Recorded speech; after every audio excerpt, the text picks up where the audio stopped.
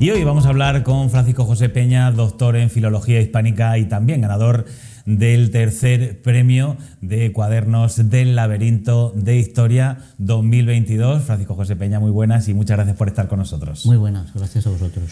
Bueno, cuéntanos, has sido el ganador de este premio internacional, ¿no?, de trabajos de historia. Te has enfrentado a muchas nacionalidades, 8 países distintos han concurrido en este premio. Cuéntanos, háblanos de tu trabajo y cómo conociste la noticia, cómo te tomaste la noticia de haber sido el ganador. Bueno, pues la noticia la conocí porque me avisó la editora que el jurado había fallado el premio y que había recaído en mi libro de estampa de historia del siglo XX, y lógicamente con alegría, pero la alegría es mucho mayor porque que en esta época en la que prácticamente nos dedicamos a hablar de finanzas y de economía, también prestemos atención a la historia y sobre todo a la historia reciente. Es una doble alegría, por lo menos para mí. Has intentado recrear, ¿no?, por medio de diferentes figuras del siglo XX, ¿no?, y que se conozca mejor también este siglo, ¿no? Háblanos un poco de ese trabajo y de cómo son esas estampas del siglo XX. Verdaderamente son unos trabajos académicos, porque yo ya los había hecho en el seno de la UNED, lo cual no impedía presentarse al premio, pero sí que son trabajos de algunos protagonistas de la historia de España del siglo XX, sobre los que yo he leído y he releído muchísimas veces. Por ejemplo, las figuras de Alfonso XIII y el primer ministro conservador, Antonio Maura, cuya relación no era precisamente del todo buena, pero que en los momentos más cruciales y sobre todo críticos del reinado de Alfonso XIII recurría a él.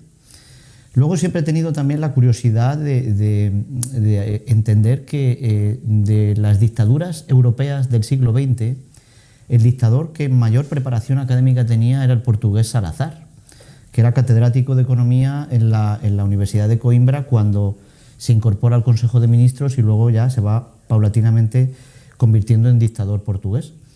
Y decidí establecer una comparación entre la formación académica de este y del general Franco, sobre todo porque son las dos dictaduras más largas que ha habido en el siglo XX, por lo menos en Europa. Y también he querido lanzar una mirada, por ejemplo, a los proyectos de transición política después del franquismo, sobre todo proyectos que venían o bien de fuerzas políticas antifranquistas o bien de la negociación entre fuerzas políticas antifranquistas y de antiguos franquistas que se vuelven contra el propio régimen, que parece que es algo que desconocemos del todo, o da la sensación de que el general Franco, hasta que muere en 1975, no tenía oposición, y sin embargo sí que tuvo oposición interna. Por supuesto, la externa la conocemos porque hemos conocido actores de la democracia que venían del antifranquismo, pero sí que es cierto que también los tenía. Y he querido cerrar el trabajo con un episodio que son las primeras elecciones democráticas municipales, las de 1979, en el Ayuntamiento de Madrid. Entre otras cosas porque, aparte de especificar un poco cómo cambia el Ayuntamiento de Madrid de ser un ayuntamiento franquista a un ayuntamiento democrático, pero sobre todo social comunista, porque podía preguntar a un actor que vivió aquella época, que es Joaquín Leguina, que fue concejal de Hacienda de Enrique Tierno Galván antes de ser presidente de la Comunidad Autónoma de Madrid. Y háblanos, ¿qué has descubierto tú de este trabajo? ¿Qué cosas te has sorprendido? Pues mira, me sorprende que Florentino Pérez, que todos lo tenemos ubicado exclusivamente como presidente del Real Madrid, era técnico del ayuntamiento en los últimos años del franquismo y se presentó a las elecciones municipales del 79 por la lista de Unión de Centro Democrático y salió elegido. Y además el propio Joaquín Leguina reconoce que los debates que hubo en la radio en aquella época, a pesar de que finalmente ganaron y formaron gobierno, los de UCD estaban muy preparados técnicamente, es decir, daba la sensación de que habían tomado clases para enfrentarse a una campaña electoral que era inédita, mientras que los socialistas, aunque la corriente remaba a su favor, que también tenían unos currículum excelentes, estaban como más pez en determinados temas. Eso me ha llamado muchísimo la atención. De las primeras elecciones democráticas al Ayuntamiento de Madrid en 1979 sale gente importante en los años posteriores como Leguina, Florentino Pérez, Álvarez del Manzano, José Luis Álvarez, que fue ministro con Suárez, Miguel Herrero y Rodríguez de Miñón. Aquello fue una elección que catapultó a muchos de ellos a la primera línea política en los años posteriores. ¿Y cómo fue este retrato, ¿no? que hablas desde Maura, ¿no? Hablamos de principios del siglo XX a Tierno Galván, ¿no? Ya principios de la democracia? Pues mira, Antonio Maura es un personaje que a mí me llamó mucho la atención desde que yo tomaba las clases en la facultad, porque una profesora de historia, aunque yo soy de filología, Marta Vizcarrondo, discutía mucho conmigo porque intentábamos ponernos de acuerdo en por qué es uno de los personajes más polémicos de la historia, cuando a él le debemos, por ejemplo, el Instituto Nacional de Previsión, la jornada laboral de 8 horas, el descanso dominical, y sin embargo tenía el mismo número de detractores que de seguidores. En esta comarca, por ejemplo, los partidos conservadores de Tobarra y Llerín se rompen y en los dos pueblos al final hay una corriente maurista. Y todo viene de ahí. La relación con Alfonso XIII es mala porque uno quiere tutelar al otro y el otro no se deja tutelar. Y yo creo que el conservadurismo español actual nace con Antonio Maura. Es decir, el conservadurismo español, que puede ser homologable con Europa, el más quizá extremista que pudo venir después, no tiene nada que ver con él, pero el homologable con Europa empieza con Antonio Maura, porque él es el que toma ya políticas que se hacen en Europa. Y Tierno Galván, sinceramente, en mi opinión, es el que le deja claro a los españoles, siendo alcalde de Madrid, que el PSOE puede gobernar y puede gobernar bien en un sitio. Y yo creo que la victoria del 79 en Madrid de Tierno Galván es la que abre la puerta a la victoria de Felipe González en el 82 a nivel nacional. Entre otras cosas porque, como digo, demuestra que se puede gobernar bien, y dando la tranquilidad de que no se va a romper ni el sistema ni el Ayuntamiento de Madrid, como era aquel caso. La oposición democrática que tenía Franco dentro interior, ¿no? Esa oposición interior que nos has hablado, ¿cómo era? ¿Qué has recopilado en el libro? Pues mira, es curioso que desconocemos, y me incluyo, que en el año 1942, cuando Franco decide cesar a su cuñado Serrano Suñer en el gobierno, ya empieza a haber dentro del propio sistema voces discrepantes. Los falangistas que habían fundado Falange con José Antonio Primo de Rivera empiezan a ver el partido único como un lugar de colocación y de advenedizos. Los monárquicos empiezan a sentirse traicionados. El general Quindelán del Aire era el cabecilla de quienes pensaban que tenía que retornar la monarquía, si no en Alfonso XIII, en Don Juan de Borbón. Y es curioso porque tenemos la sensación de que el régimen fue monolítico los 40 años hasta el final. Y en el interior no fue tan monolítico como parece. La oposición se extiende. En el año 1956 a los estudiantes que se detienen en Madrid por protestar, que José María Ruiz Gallardón, Fernando Sánchez Dragó, Enrique Mújica, personajes todos ellos conocidos posteriormente, provienen de familias más o menos acomodadas, o incluso Javier Pradera, cuyo padre y abuelo eran tradicionalistas y habían apoyado al general Franco. Son voces discrepantes, entienden que no existe la democracia, que no existe la participación y que el régimen tiene que dar un vuelco. Y la principal opción que tienen los franquistas que se oponen a Franco, valga la redundancia, es una monarquía parlamentaria. Y casualmente quienes están en la oposición antifranquista, como por ejemplo Tierno Galván, se dan cuenta de que antes que una república es más factible una monarquía parlamentaria similar a algunas otras que hay en Europa en ese momento, como puede ser el Reino Unido. Entonces, solamente la censura, el aparato político y sobre todo la Secretaría General del Movimiento pueden silenciar todo aquello, pero hubo momentos de tensión. No creo que esos momentos hubieran derrocado al general Franco, pero sí que hubo momentos de tensión política en el interior. Luego al margen están las fuerzas políticas que están en el exilio, que que han luchado en la guerra civil en el bando republicano y que lógicamente apuestan por una república como sistema de gobierno. También hablar de política exterior, ¿no? Ese apoyo de Estados Unidos, esa relación de amor-odio quizá más, ¿no? a la dictadura franquista por parte de Estados Unidos, ¿no? Que en un principio no querían saber nada de una dictadura en Europa, pero luego con la Guerra Fría cambió un poco esa circunstancia. Exactamente, el presidente Truman no quiere saber nada de España.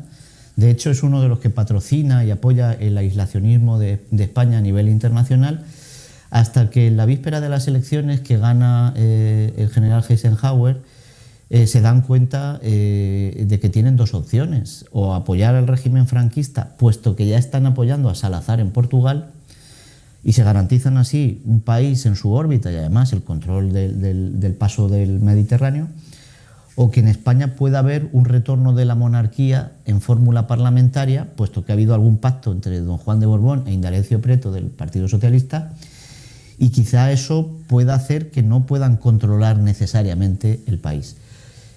Luego se da la circunstancia de que Eisenhower es un militar, es católico, es muy tradicional en cuanto a cuestiones de familia, por ejemplo, con lo cual coincide con la ideología personal del general Franco. Y es el primero que viene a España a visitar al general Franco, eso sí, cuando está en funciones, porque ya Kennedy ha ganado las elecciones a Nixon y Kennedy es demócrata. Kennedy, que pudo ser la esperanza de los demócratas antifranquistas, en ningún momento se llegó a implicar en el caso español, entre otras cosas porque en la guerra civil su padre había invertido dinero y sobre todo había vendido material al bando nacional. Entonces la familia Kennedy jugó una carta un poco marcada. Y por supuesto Richard Nixon, que es un ultraconservador, tiene claro que pase lo que pase, el apoyo a España y sobre todo el mantener a España en la órbita norteamericana es fundamental. En esos años de la presidencia de Nixon, hasta que incluso Nixon cae y lo sustituye Gerald Ford, por aquí vienen políticos republicanos como el futuro presidente Ronald Reagan, que entonces era gobernador de California. Es decir, los republicanos se vuelcan, el Partido Republicano, que es un partido conservador, se vuelcan en cuerpo y alma con España porque les interesa geoestratégicamente. Al que quizá en un momento determinado no le interesa ese apoyo geoestratégico es al almirante Carrero Blanco, que casualmente es asesinado en diciembre del 73, cuando hay que renegociar los acuerdos bilaterales entre España y Estados Unidos. Porque además hacen un perfil de Franco en esos últimos años, ¿no? Se llevan una mala impresión de Franco, ¿no? Que estaba muy mayor, sí, que se sí, dormía incluso. Hay esos documentos y por esa relación, ¿no? También tenemos esas bases en España. Exactamente. Ellos, cuando digo ellos, me refiero al gobierno norteamericano. Lo dijo el propio Charles de Gaulle. El presidente francés viene a España cuando también deja de ser presidente y lo ha sustituido Pompidou y declara a la prensa que el pescado estaba muy rico, pero que qué viejo estaba Franco. Entonces, la comunidad internacional se da cuenta que el general Franco está en proceso ya de decadencia, que quizá haya más poder en su entorno que en él mismo, y en ese sentido me refiero, por ejemplo, al almirante Carrero Blanco, pero no les interesa en ningún momento jugar ninguna otra baza. El búnker político español intenta que sea don Alfonso de Borbón la alternativa a Juan Carlos en el trono, pero Estados Unidos tiene claro que las promesas que les ha hecho Juan Carlos, la familia de la que proviene Juan Carlos y el entorno del rey, del primer rey que tuvimos en la democracia, el padre de Felipe VI, les convenía más como primer actor que cualquier otra opción, entre ellas dejar caer al general Franco. Por eso quiero entender que el franquismo, entre otras muchas cosas que se podían estar hablando aquí todo el tiempo, permanece hasta última hora por el soporte de los Estados Unidos, sin duda. Y no sé, conclusiones, ¿qué conclusiones sacas? ¿Entenderíamos cómo somos hoy, cómo es nuestro espectro político sin figuras relevantes del siglo XX, sin Maura, no sé, Tierno Galván. Probablemente no, incluso sin el propio apoyo norteamericano, porque cuando se defendían los últimos presupuestos generales del Estado, ahora hace unos días, había en la coalición de gobierno un rifirrafe en torno al dinero que había que poner para cumplir los acuerdos internacionales con la OTAN y realmente nosotros estamos en la comunidad internacional y debemos, yo soy partidario de que sigamos en esa comunidad internacional desde los años 50. Entonces no es nada nuevo que nos pidan arrimar el hombro. En unos momentos eran con bases, ahora es con dinero y en un futuro podría ser incluso mandando alguna delegación militar a Ucrania, no lo sé. Desde luego la existencia de un partido político conservador hoy, probablemente el Partido Popular, que sea un partido que tiene acomodo en la comunidad internacional, en un grupo parlamentario europeo como es el Partido Popular Europeo, viene de Antonio Cánovas y de Antonio Maura. Es decir, no se puede buscar un antecedente a partir de los años 30 porque quizá la CEDA, el Partido Radical, eran unos partidos excesivamente ideologizados en muchos sectores que no tenían en cuenta toda la sociedad, cosa que luego el Partido Popular a partir de los años 90 sí hace. Y desde luego la Falange o el Partido Único Franquista, aunque en algún momento votaran al Partido Popular en los años de Fraga, no tiene nada que ver con un partido conservador europeo. Entonces, si lo buscamos puramente, es el Partido Conservador de Maura. Y Tierno Galván creo que es una figura que en algún momento ha sido controvertida porque se ha dado como ciertas algunos episodios que no lo eran, otros sí que lo eran y él se los tomó con humor. Pero estamos hablando del primer político socialista intelectual que llega puramente a un gobierno durante la transición y es el que demuestra que se puede perfectamente mantener una línea política progresista y se puede pactar con los comunistas con una monarquía parlamentaria, con una oposición democrática conservadora como era en el Ayuntamiento de Madrid la UCD, y que además todo podía funcionar democráticamente igual de bien que en ese momento, por ejemplo, Alemania con Helmut Kohl o la Francia de Mitterrand y posteriormente conservadora. ¿Y qué te ha supuesto ganar este premio? Pues hombre, es una satisfacción porque siempre que te premian en algo y además si es algo que te gusta, como en mi caso la historia, pues es una satisfacción personal enorme, pero sobre todo me permite, cuando dentro de unas semanas tengamos el libro en las librerías, me permite sobre todo el poder haber contado aquellas cosas de la historia del siglo XX que particularmente me gustan y sobre todo haberle dedicado mi interpretación a los personajes que yo creo que son muy relevantes en nuestro siglo XX y que yo creo que sin ellos no entenderíamos muchas cosas. Me falta Adolfo Suárez, pero no tenía ningún trabajo en marcha sobre Adolfo Suárez. Pero si hubiera tenido Adolfo Suárez, yo creo que hubiera tenido el círculo totalmente cerrado de los protagonistas que yo creo que han sido primordiales en la historia de España del siglo XX. ¿Y cómo ha sido la labor de documentación? ¿Cuáles han sido tus fuentes? Pues en el caso de las elecciones democráticas del 79, sobre todo me he fijado en la prensa de la época. En Madrid capital entonces había varias publicaciones, periódicos y revistas que hoy ya no existen, Villa de Madrid y alguno más, que sobre todo te descubren una ciudad totalmente distinta a la que es ahora, porque el Madrid actual realmente proviene de los años 90 y de los planes urbanísticos y de remodelación de los años 90, pero es curioso que en el año 79 existía un distrito de mediodía que ahora ha sido desgajado en varios otros, en el distrito centro, en el distrito de la Latina, y parece mentira que haya sido hace 35 años nada más, por ejemplo, ¿no?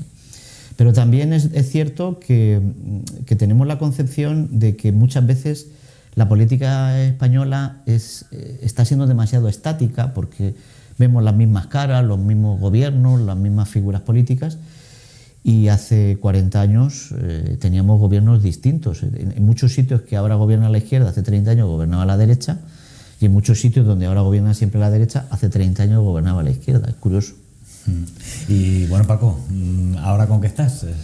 Pues ahora estoy ultimando un proyecto también mucho más amplio que este, que es una interpretación de la sublevación militar del 18 de julio en los campos de Hellín, la represión durante la guerra civil en los pueblos de la comarca de los campos de Hellín y luego la posterior represión franquista hasta por lo menos el año 45 o 47 también en los campos de Hellín. Es un análisis profundo de por qué esta comarca, y en concreto aquí en esta ciudad de Hellín, los sublevados permanecieron 6 días en medio de un territorio republicano identificado con la República, cómo resistieron y por qué, y las consecuencias que tuvo esa semana de sublevación, en la que pues, hubo un bombardeo aquí sobre la ciudad de Hellín el 22 de julio del 36 y algún pequeño episodio, pero la represión que nosotros oímos hablar, que se ha producido en otras zonas del país,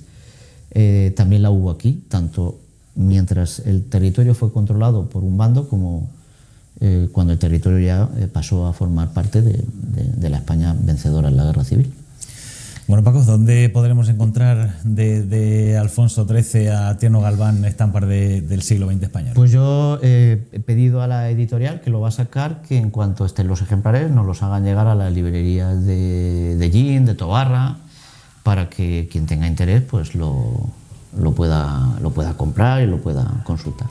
Pues esperaremos que se publique y iremos a las librerías a comprarlo. Muchas gracias y también esperamos que nos hables de ese momento histórico de nuestra comarca que tan importante fue y que conozcamos tu pluma y que veamos las conclusiones. Muchas gracias a vosotros.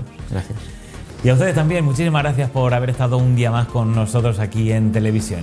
Gracias por su atención y que sean felices.